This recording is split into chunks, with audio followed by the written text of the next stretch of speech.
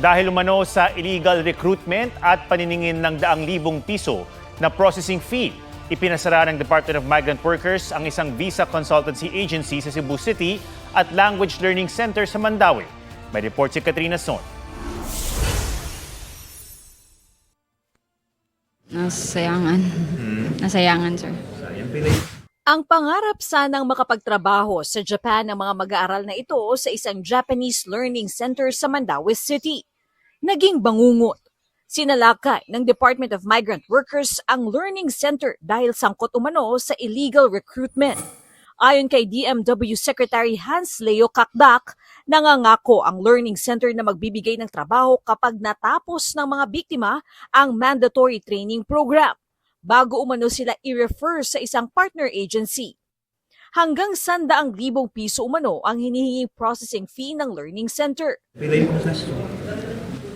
Installment man, sir. More than 10K. You are all victims. You're all innocent as far as we are concerned. So do not worry. However, we need to stop this illegal practice of the training center. Nangako ang DMW na tutulungan ng mga biktima. Babawiin daw ng Mandaue City LGU ang permit ng learning center. Maharap sa asunto ang may-ari at manager ng learning center. Sa Cebu City naman, ipinasara ng DMW ang isang visa consultancy agency na anilay walang lisensya para mag-recruit at mag-deploy abroad ng mga manggagawang Pinoy. Nag-aalok umano ang agency ng mga trabaho sa Amerika, Finland at Dubai na may malalaki umanong sweldo. Hanggang 300,000 piso ang processing fee na hinihingi nito sa mga kliyente.